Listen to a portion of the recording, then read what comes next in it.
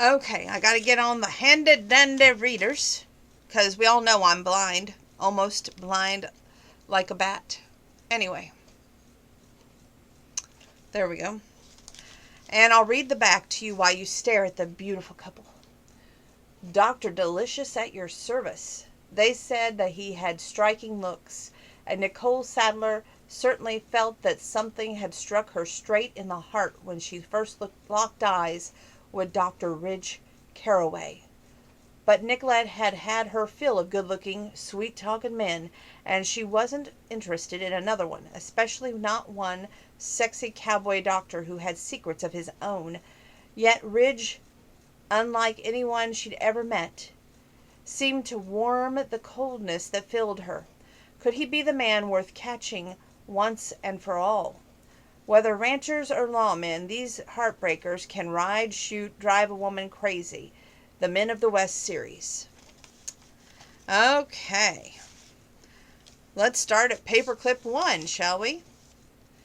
He was not the shallow playboy she first imagined. The conviction in his face told her so, as he said, I'm finding I like the clinic and this hospital, and I like my new ranch, so that's a start. What about a woman to go with all that? But Nicolette would bite off the end of her tongue before she asked him such a thing. She'd be a fool to lose what little heart she had left to a man like him. She drank her coffee and felt her gaze on his face. His subtle inspection made her extremely aware that she was a woman who had not felt the arms of a man around her in years. We're going to read the Dear Reader, because I always like to read the little notes.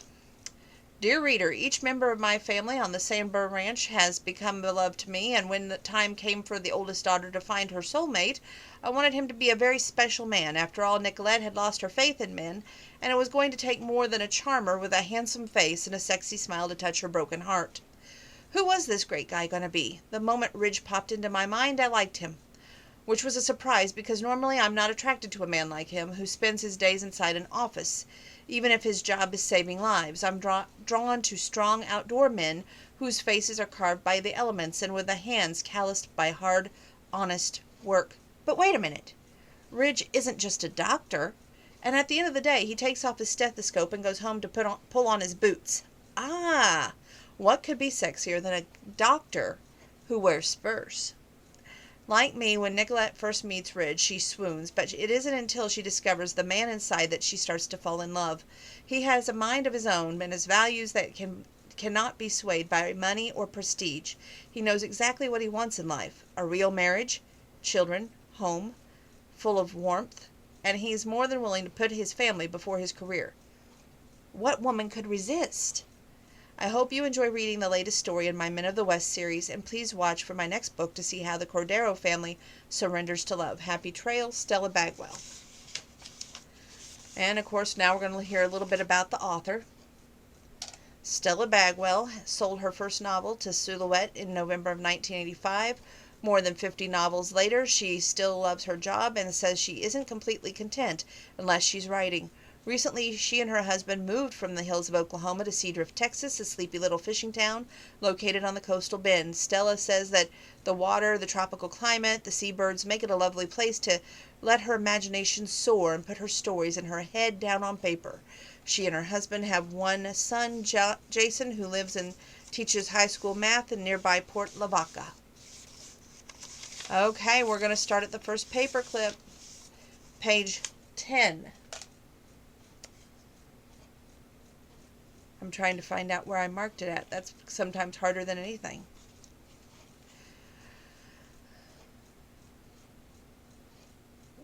The new doctor, I think all women in the waiting area are trying to feign heart trouble. Murmuring a curse word under her breath, Nicolette tossed her pen and pushed back her chair.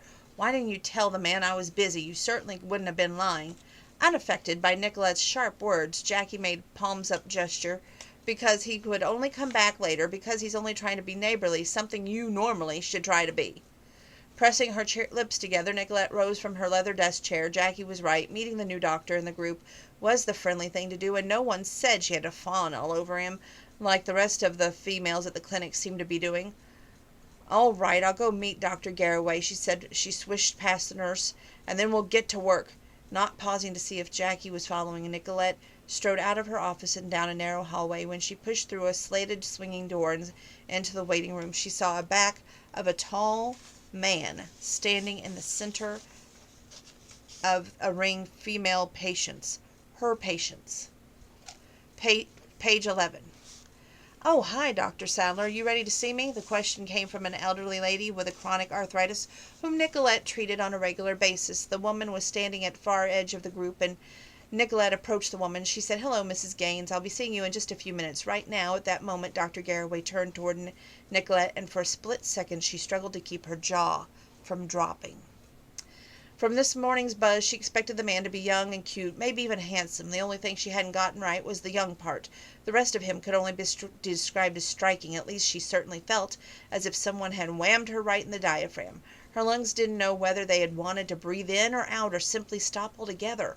Nicolette felt more than she saw the people around her move from the man that stepped toward her. By then she collected herself somewhat and offered the new doctor her hand. This is page 11.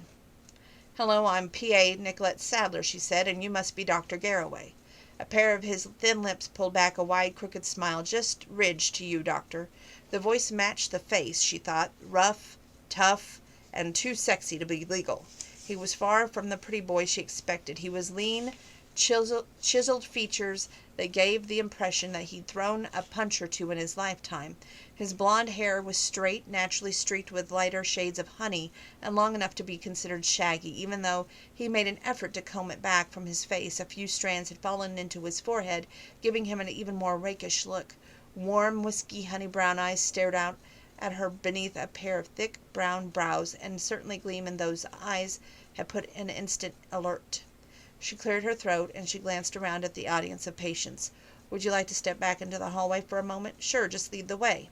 Taking a deep breath, Nicolette walked back into the swinging door with the doctor on the right beside her. Once they were inside the corridor, she turned to face him, hoping she didn't appear as flustered as she felt. "I'm sorry about the nosy patients out there," she apologized. "I just want to welcome you to the clinic." His lips quirked with amusement, while his gaze seemed to dance all over her face. She felt an unaccustomed heat rising to her cheeks. "Don't apologize for the patients," he said. "I like people, nosy and otherwise. And though it was nice of you, I actually didn't stop to receive a welcome. I've been eager to meet you." Her brows arched upward as she regarded him warily. Why would a doctor like him be interested in meeting a lowly P.A.? Really, I can't imagine why. He chuckled, and at the sound of scuttered over Nicolette's skin that like a warm, teasing breeze, she resisted the sulky urge to sigh. He said, "Don't be so modest, doctor. I hear that you're probably the most popular physician in the building, maybe even in the whole town. I wanted to see for myself just what the superwoman was like." Embarrassed by his flattery, she glanced away from him. At the end of the hallway, Jackie stood at the work counter and positioned off a small room where the medicines were kept. Even though the nurse appeared to be busy, Nicolette suspected she was lingering in hopes of catching a bit of conversation. "Someone has obviously been pulling your leg, Dr. Garraway. I'm not even a physician. I'm just an assistant. And as for being popular," where was that word here? And as for being popular, comma, there's a real exaggeration. His tongue clicked with disapproval. "There you go, being modest again. I just walked through your waiting room and it's full. What does that say?" She was busy and there was nothing more she wanted to tell him, but she bit back the words. It would be highly uncomfortable if she got off the wrong foot with this man, especially when the two of them would be working in the same building, but she was getting all sorts of vibes from him, and none of them were businesslike. Trying to keep her voice cool, she said, "It tells me that there's plenty of sick people around here." Looking back at him, she was jolted once again to find that he was studying her intently, though she was a flower and he very much wanted to pluck. Nicolette breathed deeply and told herself she was wrong. This young doctor wasn't making eyes, literally. He was simply being a sexy flirt. These past few days of doctoring and her mother had worn her down, and now her mind must be turning out on the right cog. I was told that you used to work under Dr. Walters, he said. Lord, that man was tall, Nicolette thought. Even though she was 5'8", she would easily fit under his chin. Not that she would ever get that close, she silently swore, but she had to admit that his lean body was a thing of beauty, and with its wide shoulders, narrow waist, and long muscular legs. That's right, Dr. Walters was a wonderful, and I do miss him. And I wish he were here instead of you. She might as well said it out loud, Ridge thought, but he didn't let that notion get to him. This woman didn't know him personally, but he was going to make sure that sooner or later she would. And maybe then she'd be calling him wonderful. He didn't know why changing her mind was so important to him, especially when he didn't even know her personally either. But all of his colleagues spoke of P.A. Sadler with great admiration. He valued her respect. I'm sure that you do miss him, he told her, but Dr. Walters has earned a very deserved retirement, and I'm assured him that I'm going to take the best care of his patients. He trusts me. Do you? She shot him a look that she considered his question odd. Trust you? She repeated skeptically. And that was 14. Here comes 15. He gave her an indulgent smile. That's right, to be a good, dedicated doctor. Her gaze lowered to the floor, and Ridge took the moment to study her move more closely. From the moment he spotted her in the waiting room, he found himself wanting to stare. She was nothing like the matronly woman that he was expecting. Instead of wearing chunky heels, owl-rimmed glasses, and a severe bun, she was sporting a stiletto heel, clear gray eyes, and long brown hair that swung freely to the middle of her back. It would be so hard for him to guess her age, but that detail didn't matter. She was the most beautiful, sexy woman he ever seen in his life. Oh, she said, well, I'm sure you know your business, otherwise you wouldn't be here.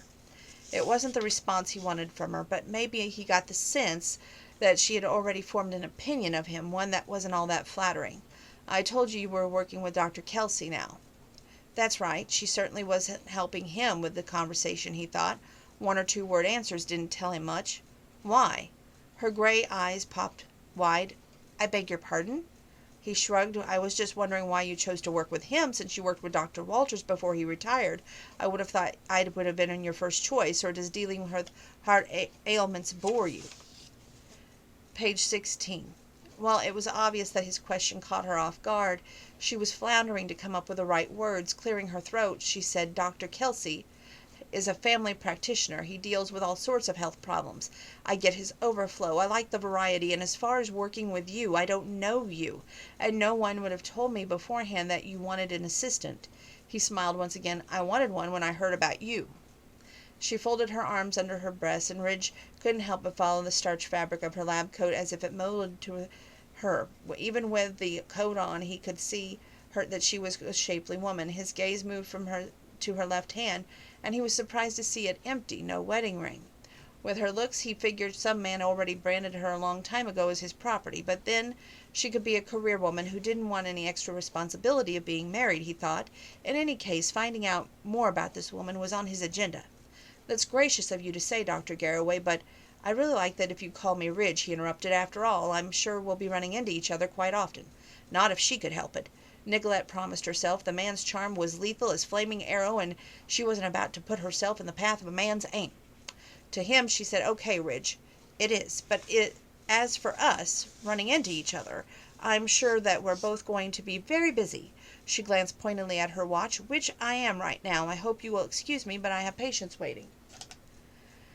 She glanced up at him, figuring his expression would have cooled somewhat. But if anything, his smile had deepened, and the gleam in his eyes was even brighter. Of course, he said, I have work waiting for me too, but we doctors, we need to take our time for ourselves, otherwise we need to find somebody to treat us. To her indignation, he winked and then casually turned to go. Before he pushed the swinging door over his shoulder, he said, nice meeting you, Nicolette. Page 26 and 27. With the fingers of both hands, Nicolette massaged her aching forehead. How could she describe the gleam in Ridge Garraway's eyes, or that wink that he'd given her without warning for flags at her mother? He just doesn't look like a doctor, she said lamely. Suddenly, loud laughter erupted from Geraldine, causing Nicolette to cast an annoying look at her mother's way. Why are you laughing? It's the truth. He looked more like I don't know, some playboy than a medical person.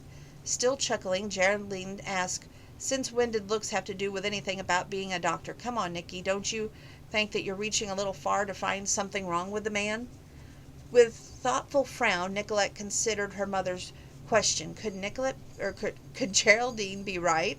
She wondered, had she already planted a seed in her mind to dislike the man before she ever met him? Perhaps, but that still didn't account for that flirty attitude of his, she decided. Okay, to be honest, I think he's a big flirt. He said all sorts of suggestive things to me, like how he wished I'd chosen to work under him rather than Dr. Kelsey. Geraldine laughed again. What's wrong with that? I'm sure the man has heard you're good at your job. Nicolette pursed her with disapproval. Yes, but it was the way he said it, and it rubbed me all wrong. He had that gleam in his eyes that he made me feel like an idiot. Geraldine placed a gentle hand on her daughter's arm. Don't you mean it made you feel like a woman? Her mother's suggestion left Nicolette felt so uncomfortable she quickly jumped to her feet, snatched up her briefcase, and she propped her legs against the chair. I'm going to go take a shower and have a little supper, she told her mother. It's getting late, and I've got to be at that clinic very early in the morning. Moving forward. Page 29 and 30. Hello, is that you, Miss Sadler? Nicolette, isn't it? The voice sounded vaguely familiar, but she couldn't quite put a name to it. Yes, who is this? Dr. Garraway. Ridge, remember? In spite of her numbering exhaustion, Nicolette shot straight up in the bed and gripped the receiver. Doctor, why are you calling? She twisted her head around the digital clock on the nightstand. She was shocked to see it was 20 minutes past midnight. It's very late, and I'm sorry to wake you like this, Nicolette, and I'm having a little problem here at the hospital, and his use of her name distracted her even more, and she blurted out with surprise, You're at the hospital? Yes, I am a doctor, he reminded her dryly. She felt desperately stupid as she tried to wake up and then gathered her scattered senses. Sorry, I'm not, and I was sound asleep. You were saying you were having a problem? What does that have to do with me? There's a moment here that paused, and then he said, My patient is demanding to see you. Seems you're his favorite doctor, and he won't trust me to treat him unless you're here. I tried to explain. Who's the patient? Nicolette interrupted him again. Dan Nelson. He's... Page 30. Dan Nelson was 91 years old and had worked as a wrangler at the Sandburg until he was in his mid-80s. He was a prickly pear of an old man, but she adored him. Yes, I know the man. I'll be there in 20 minutes. Wait, Nicolette, driving to the hospital might not be necessary. Talking to him over the phone might work, Ridge told her. He's more important to me than that, she said curtly. There was another short pause, and then he said, All right, I appreciate your help, and by the way, I'm out at the county hospital. I'll find you. Nicolette dropped the phone on its hook and scurried from the bed. And as hastily grabbed her clothes from the closet, she groaned out loud. Meeting Ridge Garraway in the middle of the night was the last thing she wanted to do. But Dan needed her, and a medical provider first, a woman second. As long as she could keep that in the back of her mind, she could meet the new doctor head on and never suffer the slightest hurt murmur. Page 39, 40, and 41. Well, I'm going to try and get as many pages in as we can, just so you know. But here's page 39. Is this the way you behave with all female doctors? You're a physician assistant. He smiled.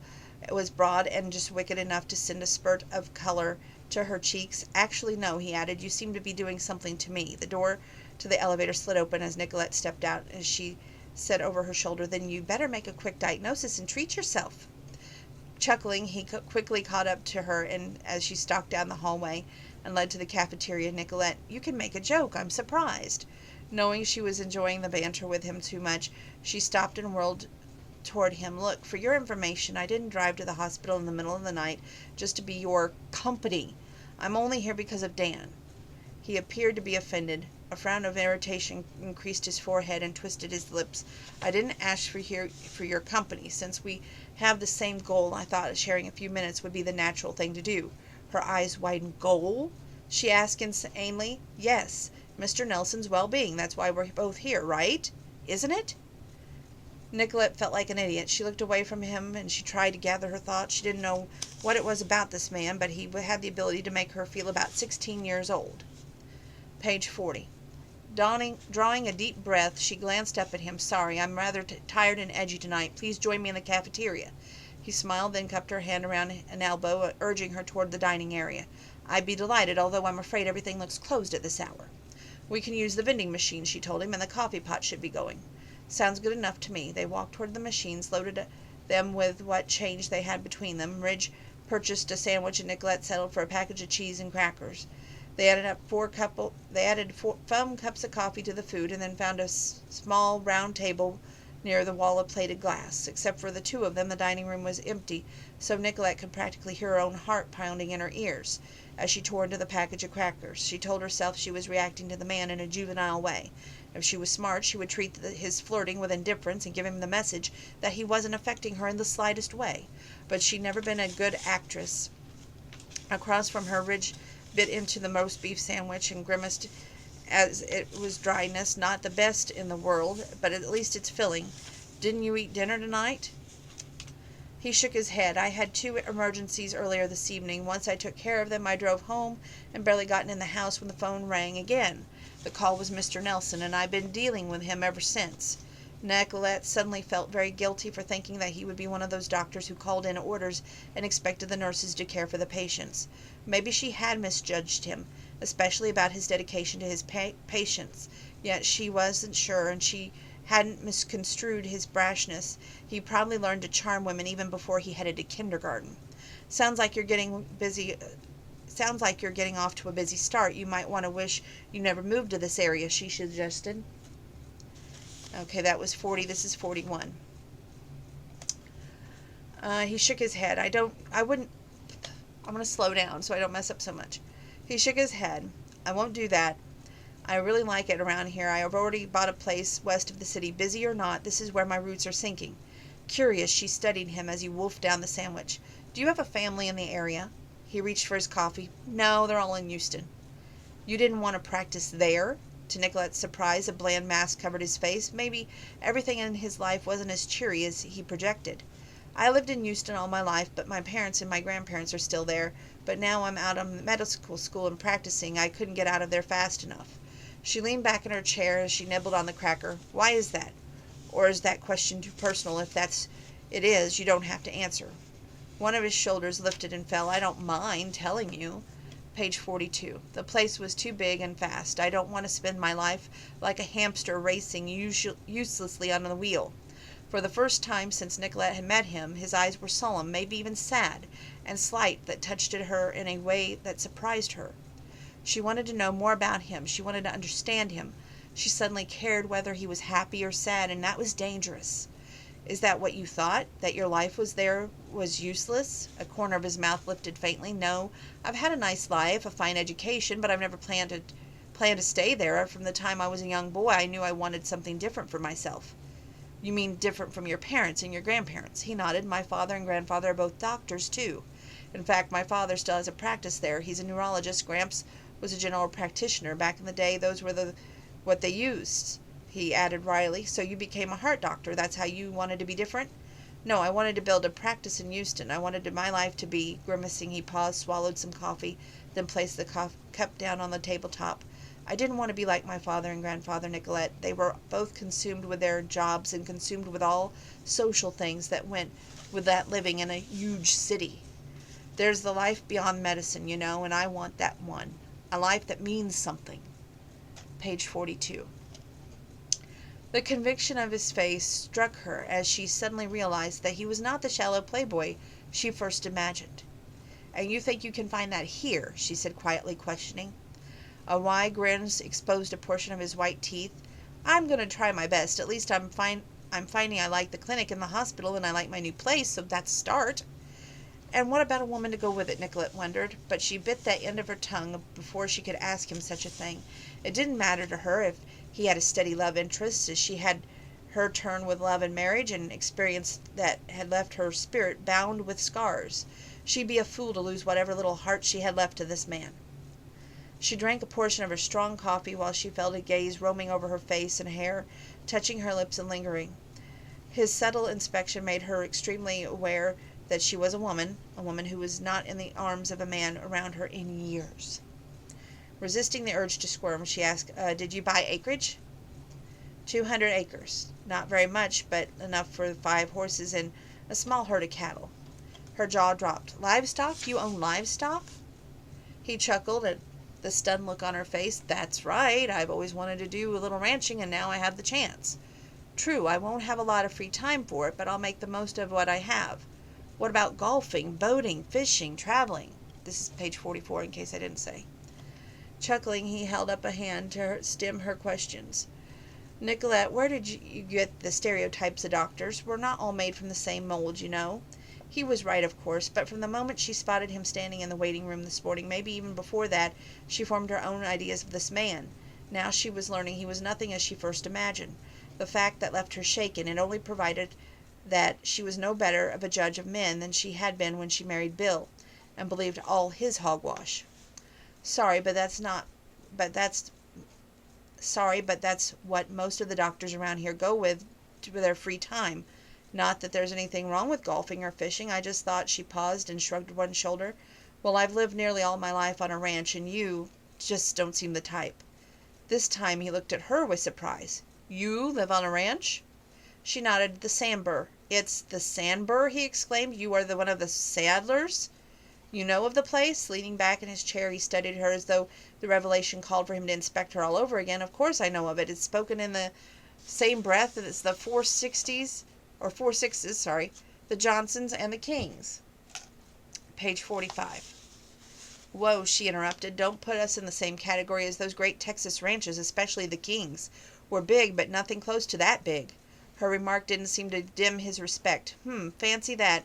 You live on the Sandbur. That's exciting, really exciting. She crumpled the empty cellophane and held the crackers and cheese. I don't know about exciting. It's just home to me. I live with my mother and my brother. No husband? And consciously her eyes turned to that flint as she glanced away. No, I'm divorced. Oh, sorry. Geesh. Guess that really wasn't my business, but I was curious, he admitted. Her nostrils flared, and Ridge realized he touched her on a very raw spot, but from that moment he met her this morning, he'd been craving more information about this woman, since she was absent with a wedding ring.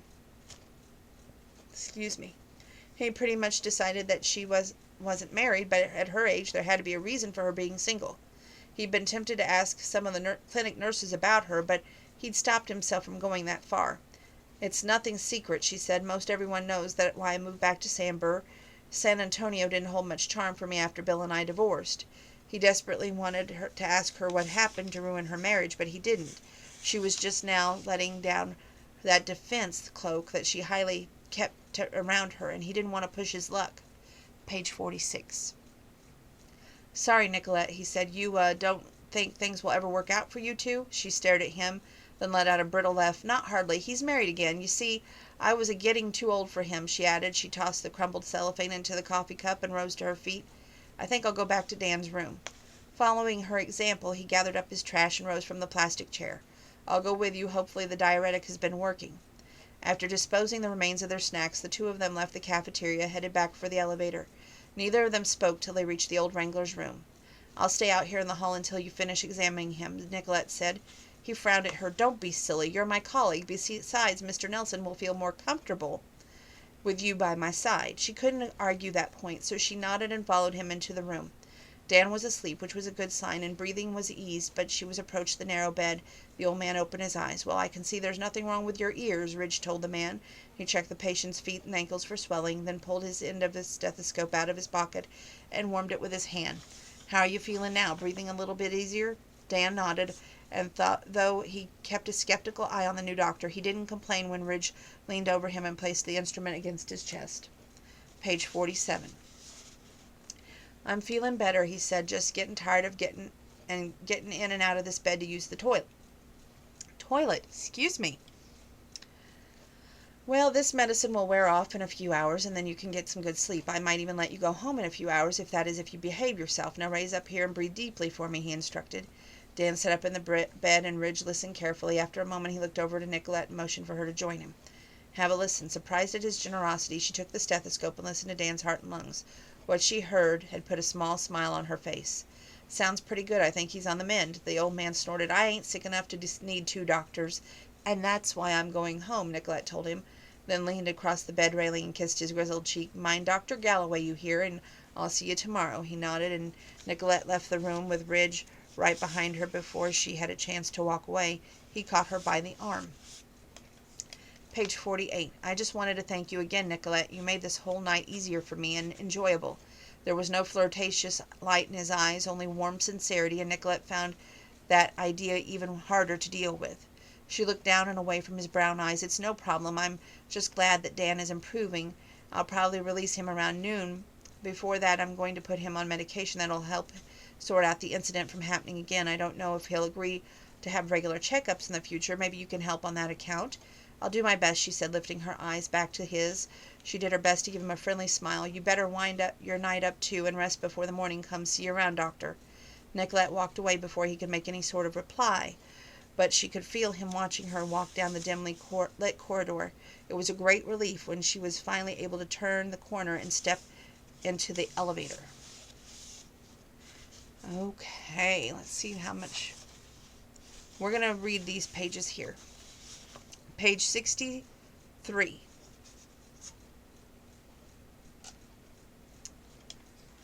By now they were at the clinic. He pulled her into the parking slot and turned off the engine before he turned the seat to look at her. "Are you serious?" No, she was crazy. Nicolette thought this man was 9 years younger than her.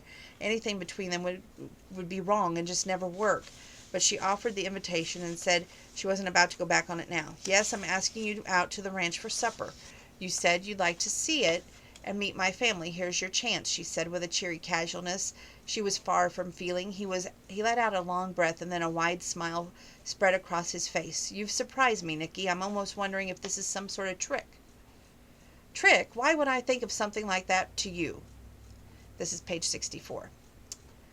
A deep, rough chuckle rumpled from his chest. "Nicky, Nicky," he said with a wry censure, taking hold of his hand. You dislike me for taking Dr. Walter's place." Nicolette turned her head away from him as streaks of sizzling heat jumped from his fingers into hers. "That's not right. I mean, I love Dr. Walters and I hated to see him go, but it's not your fault that the man retired."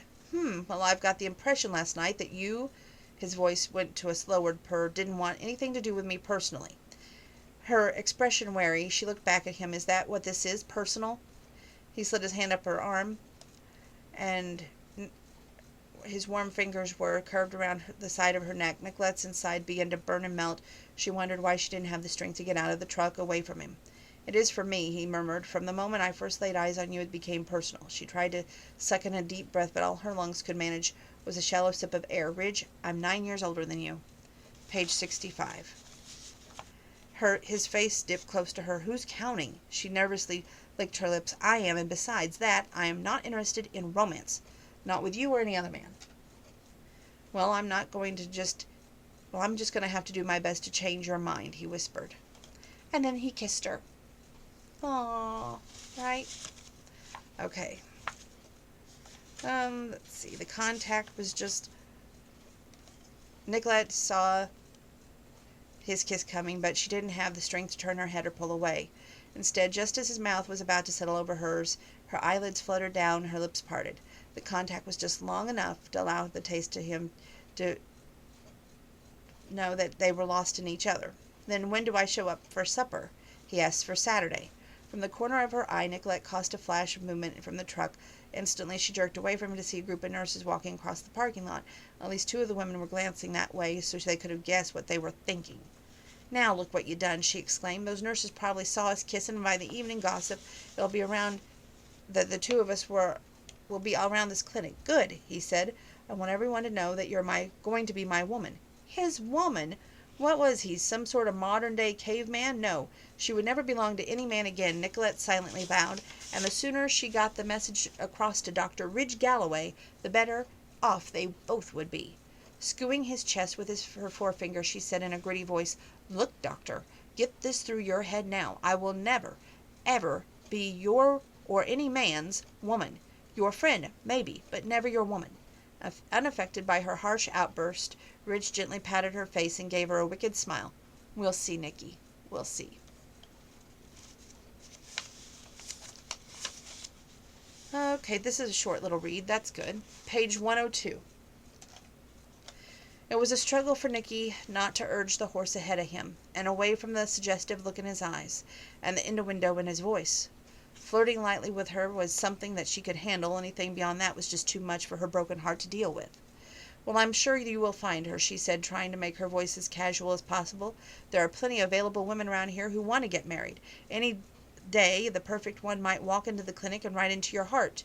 Maybe that woman already had walked into his heart, Ridge thought, as he watched Nicky nudge the sorrel ahead of him. Maybe she was the woman who could help him fill this little house with the sound of children and warmth and love. But she was a career woman, with a job that would hardly allow her time to have a child, much less raise one, he reminded himself. Besides that, she was rich. She wouldn't want to lower her standards of living just to be with him. And if that wasn't enough of a wall between them, she was downright afraid to love again. So why was he here? Why wasn't he out trying to find a woman more suitable to his needs? Maybe because each time he looked at her his gut tightened and his heart kicked into high gear. Right or wrong, she affected him in ways that no woman ever had. And a suitable mate wasn't what he wanted. He wanted love.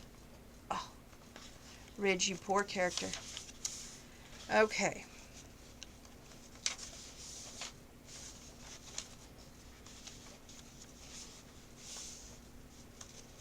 I'm trying to see why I marked page 107. Well, we're just going to have to... Okay. "I'm sure," he murmured gently, then posed the question, "I guess your mother never remarried?" Sighing, Nicky tried to swallow down a bite of her sandwich. The ball of bread and meat seemed to scratch its way to her stomach. "No, she's interested, but I guess Daddy's a hard act to follow. She's very particular about men." A dimple came and went into one of his cheeks. "You mean sort of like her daughter?" Even though she realized he was mostly teasing her, her mouth popped open. She never thought of herself in that light. A revelation surprised her. "I'm not particular about men," she answered after a moment. "I just mainly avoid them." He balled up the plastic wrap that had covered a sandwich and shoved it in the empty section of the sandalbag. "You're not avoiding me," he pointed out.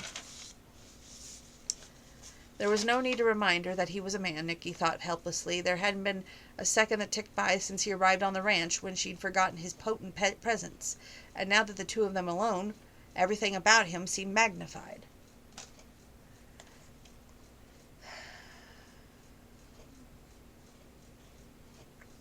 And that's where we're going to skip up to the next page. 112. We're going to probably try to read to this white paper clip. "Shut up," she muttered fiercely. "Why? Because you can't hear to think that you might need a man, that you might actually be human?" Her eyes clouded over and her head swung slowly back and forth. "Why are you trying to hurt me like this, Ridge?" Groaning with disbelief, he cradled her face in his hands. "Oh, Nicky, I'm not trying to hurt you. I'm trying to make you see that there's something special between us. I felt it that first moment I saw you, and I think you feel it too. You just don't want to admit it. Why you don't want to give us a chance." The earnest light in his eyes was like a beacon, tempting her out to reach her, to let herself feel the pleasure of being in his arms, of thinking of the future with him and at her side. But she was wise enough to know she couldn't give in to that allure of his charms. Jumping into a relationship with Ridge would ultimately be more painful than jumping into a pit of fire. Even if she did survive the flames, she'd be scarred for life. In a plaintive voice, she said, "Because it would be all wrong, Ridge. That's why. It would never work." Before he could utter a protest, she pulled away and walked back to the tree trunk where they had been sitting. With a quick, deliberate movement, she gathered the remains of their lunch. Ridge walked to where she stood. "What are you doing? I wasn't finished with lunch." "You are now," she quipped. Not about to be deterred, he took the saddlebag from her and sat back down at the base of the tree trunk. With her hands jammed on each side of her hips, she watched him pull out the other sandwich and begin to eat as though he had had a whole day to waste. "We need to go," she said. "It's been a long ride back to the ranch yard, and We're not going anywhere, Nicky," he interrupted, "until you sit down here beside me and give me one good reason why the two of us can't be more than friends." And that's page 113.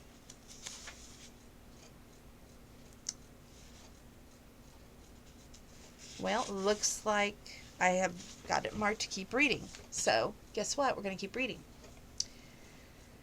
His casual attitude infuriated her. It also made her see that she might as well get over this issue and done with.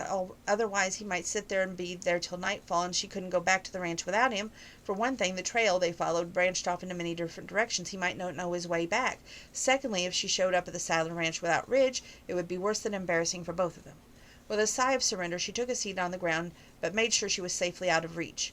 I don't know why I need to spell this out for you, Ridge. You're an intelligent man. The reasons ought to be clear. He looked at her squarely and then touched the gaze on her face that only reminded her of her loose hair and bare lips, the reckless way that she behaved in his arms. Indulge me, he said simply. Darn it, why did he have to look so young, so good, so wonderful? Up until now, she was keeping men out of her life. It had been easy. Ridge was changing all that. Page 114. Licking her lips, she turned her head to see the one side focused on the gaze of the honeybee buzzing around a thicket of wild roses. Probably one of those male drones who only does its job to keep the queen happy, she thought dryly. I'm 9 years older than you, Ridge. That might not seem like a great distance to you now, but it is. In a few years I'll be an old woman while you'll still be a young, virile man. Amusement dimpled his cheeks as he stood his head. You're going to have to do better than that, Nicky. His breath clamped together as she drew a deep, bracing breath. Have you always wanted to date a grandmother? She asked tartly. Laughter rumbled from the deep in his chest, and she couldn't miss the twinkle in his eyes. Oh, one that looks like you. Rolling her eyes toward the heavy swag of limbs just above their heads, she said, I won't always look this way. Beauty isn't youth or the number on a calendar, Nicky. His remark caught her off guard, and she realized yet again that he was definitely not the man she first thought him to be. He was far more dangerous because he was beginning to touch her on the inside where she was most vulnerable. Okay, she said, clinging to her practical side. I'll give you one more thing to think about, other than our age differences. I've gone through the dating game. I've been through a marriage. I don't want any part of either of them again. Is that plain enough? Page 115. Ridge started to tell her that her kisses were contradicting her words, but he kept the remark to himself. Now was not the time to push her, not when he could see the shadows of sadness in her eyes. The last thing he wanted to do was anger or hurt her. He wanted to take those shadows away. He wanted to hear her laugh, see her smile. Most of all, he wanted to reach out to him because her heart compelled her to. Smiling gently, he said, All right, Nicky, I won't push you any more about this matter, at least not today. But he would later. The unspoken words hung between them, and for a moment Nicky attempted to tell him about her marriage to Bill and how he lied about wanting children, and how he continued to deceive her for years with empty promises, and how in the end he turned to another woman and had taken pleasure in flaunting them in her face. Maybe if she told him all that, he would understand her fears, her reluctance to feel anything towards a man again, but she couldn't tell him those things. The past was too painful for her heart to confess, and she didn't want him to know that a man had duped her so easily, that she'd been blinded by love and trusted instead of seeing reality. After all, she was supposed to be a smart woman, and now she wanted Ridge to think that of her. Here, he said as he took a cup from a metal thermos and poured a small amount of coffee. I promise to be an obedient slave the rest of the day, so let's have our dessert and enjoy the rest of our ride, okay? Page 116. Just seeing those dimples on his face was enough to melt Nicky like butter on a hot biscuit. After a moment's consideration, she decided there couldn't be any harm with him for the remainder of the day, as long as she remembered their time together was temporary. It wouldn't hurt to let herself dream a little. He handed her the coffee, and she sipped. She smiled over the rim. Sure, Ridge.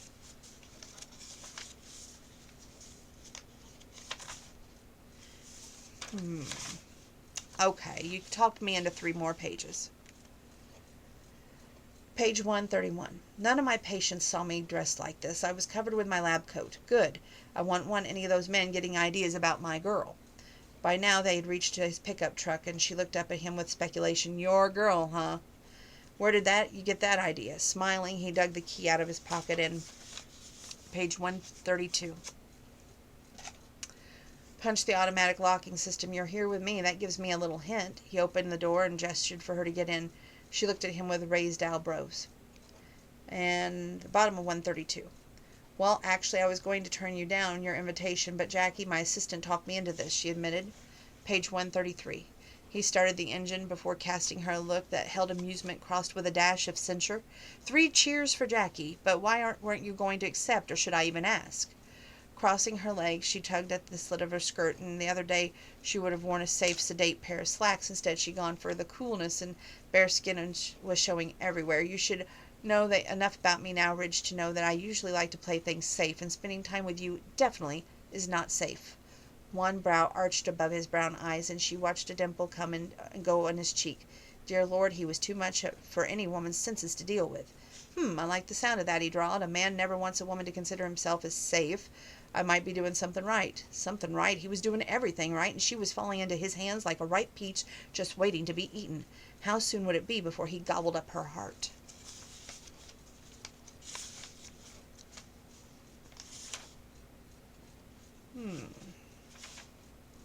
Okay, so 3 more pages. 140, 141, and 142. And then we'll save tomorrow's book review. 140. I'm helping Corey with a summer class, Ridge quickly explained. Then slipping his arm around the back of her waist, he said to Corey, I'm going to show you Nicky around the place before we have supper. Have you fed the horses yet? The teenager nodded and then watered them. I'll go spread the hay, and then I'll be finished out of your way. The 3 of them walked across the lawn to the east side of the house. Several yards beyond the fence was a barn with a roof and a rusty corrugated iron sides of bare, weathered lumber. Off to one side of the structure were 2 connecting corrals made of iron pipe. In one of the pens, a herd of 5 horses were eating from a wooden feed trough. Nicolette turned her gaze to Corey. You don't have to hurry away on my account. I'm sure Ridge can cook enough for 3. The warm flicker in Ridge's eyes told Nicolette that he appreciated her generous attitude toward the boy. Sure, he said. Corey is welcome to stay and eat with us. Oh, no, Corey exclaimed. If I was to do that, my mom would skin me alive. She'd say that it was imposing, but thanks anyway. With a quick spin on the toe of his tennis shoe, he jogged to the barn. Enoch, which is the dog, barked with playful joy and bounded after the boy. Nicolette smiled wistfully and watched after the 2 of them. What a nice boy with such manners. Nodding, Ridge said, I was blessed to have found him. He's not a lazy. In fact, he likes to work even harder than I want him to. He appreciates everything I do for him. You're acquainted with his parents? She asked curiously. I've talked to his mother a few times after church services. Suzette's a nice, hard-working woman, Ridge told her. What about his father? Disgust twisted his lips. Corey doesn't have a father. He walked out on the family when Corey was a baby. Suzette never remarried. I guess she's too scared to try again. Nicolette jaws tightened briefly as she muttered, I know the feeling. Ridge glanced down at her but didn't comment. Nicolette was glad. She felt too good and too happy to allow herself to think for more than 5 seconds about Bill and the heartache he caused her. After a moment, Ridge went on, I'll try to be there for the kid when he needs to talk about something or needs help with his schoolwork. He needs more, though. He needs a father. Page 142. The frustration threaded through his voice told Nicolette just how much he cared for Corey. Her heart softened toward the man just that much more. I can tell by the way that he looks at you that you're his hero, Ridge. Don't count yourself short what you're doing for him. With a faint smile, he urged her toward the barn. Come on, he said huskily. Let's go take a look at my horses, and then you can tell me what you think of them. Corey is the next door neighbor boy. That's kind of like the ranch hand for Ridge.